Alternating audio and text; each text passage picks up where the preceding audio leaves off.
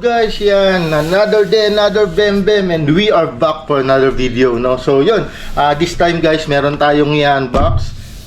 Maganda tong unit na to, no? From ENC syempre, no? So this is EC105 na special edition, no? Special edition. Malalaman nyo kung bakit special edition. Open na natin yung box. By the way guys, this is AEG or battery operated na rifle, no? So yan. So yun. Inside the box, syempre kay ENC instruction manual and brochure, no? Yung ENC brochure. So yan, may padding. Ito guys, bago natin labas yung unit. Yung unit syempre may kasamang, ito maganda to, 300 rounder na key type magazine. So why key type? Ito yung kanyang susi. So pag refill mo nung 300 rounds, high kappa magazine naman to. So salin mo dyan yung 300 rounds mo, isususi mo siya, ikutin mo ng ikutin hanggang sa mag-click siya. Pag nag-click siya, okay na yon at kaya niya ilabas lahat yung laman nito, no? So ganun siya katindi, no? Ganun siya ka-okay. So meron siya kasamang susi, yung key type magazine. Tapos, aside natin, may kasama na rin siyang mga rail for attachment, no? So, Allen bolt o Allen screw, tsaka yung rail, no? So, for attachment yan, kasama na rin yan. Tapos, eto guys, kasama niya. May kasama siyang suppressor, no? So, tignan na natin to bago natin ilabas yung unit, no?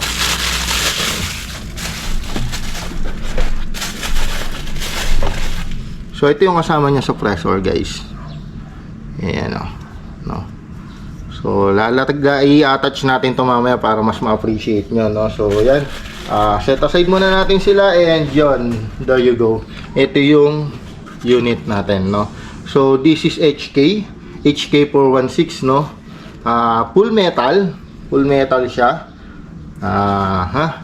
Meron siyang yung kanyang flash hider. So diyan kinakabit yung suppressor, no. Mamaya ikakabit natin to, no. Tetestingin natin ng walang suppressor at saka nung may suppressor, no. So ito siya. Yan, HK na naka-geisel na naka-HK na receiver, geisel na handguard, no. So yan, no. Napakaganda, oh.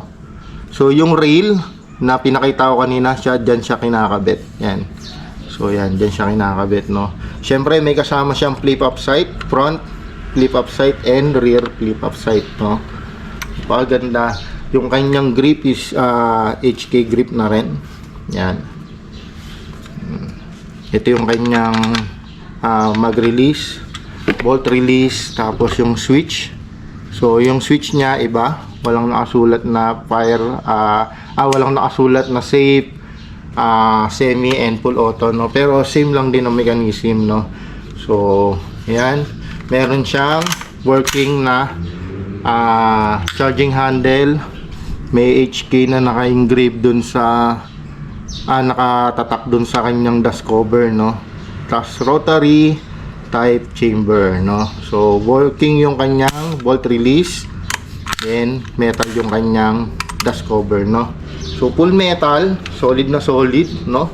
So yun, yung kanyang buttstock is HK na rin yan. So HK na buttstock, retractable into 5 position din yan. O yan dito. Yan. So yan, retractable into 5 position, no. So yun, reinforced na yung kanyang internals, no. Meron din siya guys, kung makikita nyo, wala kasi siyang kasamang sling, swivel for sling, no. Pero meron siyang QD. Yan, nabibili rin yun, yung QD na yun, no. Kinakabit lang yun dyan, no. Tapos dito nyo ikakabit yung dulo ng sling. Yan, so yan, lalagyan siya ng sling, no. So yun, chrono check natin guys, chrono check natin ng ganito lang, and i-chrono check natin ng naka-suppressor para makita natin kung may difference, no. And ikakabit natin yung suppressor later para makita nyo yung kabuuan na itsura ni EC105 SE, no. So yun, lagyan natin yung battery again guys. Ito, yan. full pack nyo lang. Baka girahin tayo. Joke lang. So yan, yan, pipindutin nyo lang to, mariretract yan. Pag na-retract sa dulo, pull down nyo to, pull down, release. Pupunta yung helicopter nyo yun. Tapos syempre sa loob ng buffer tube tayo maglalagay ng battery. So yan, dyan tayo magre-relay lang lagi, no? Yan, sa buffer tube. So yun, pumasok na yung battery natin. Ang swak sa kanya na battery is Tutsi type, no? Live poly na Tutsi type. As yan, ayos nyo lang yung cable. So pag naayos nyo na yung cable, shoot nyo lang tong flat stop. Tapos ganun lang ulit. Yan, diba? Tapos kalabitin nyo. So yun, pumuputok na, no? Ganda yung response response niya, no, ng trigger, yung trigger response niya, no. So yun, kabit natin yung magazine. Yun, make sure na narinig niyo yung clicking sounds na yun, no. So ready na yan. Gagawin ko is pupunta muna kayo doon sa ating naiwagang chrono. So on natin, magko-chrono tayo sa point 20. So check natin kung ilan ang chrono niya na hindi nakakabit yung suppressor. So to HK416 EC105 SE firing. So 424.7, 422, yan, 419, kita nyo ba? Yan, 418.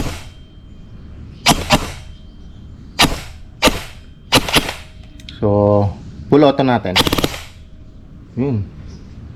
So 420 FPS, no, at 17 ROF. Okay na. Pwede. Yun, no, bilis. Oh, bilis ng response, oh, ang ganda. So try naman natin ngayon ay kabit tong suppressor. So ito kayo, tingin kayo ulit dito. Mabilisan lang to. Ikutin mo lang yan. Yan. Yan. Pindot para pumasok yung lock.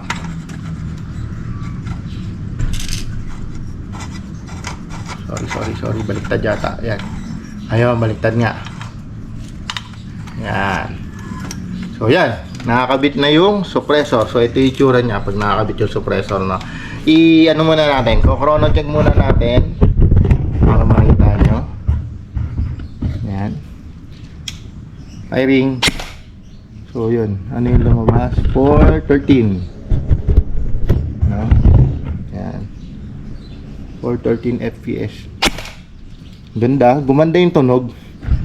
Gumanda yung tunog niya. So yan, yun. Yan.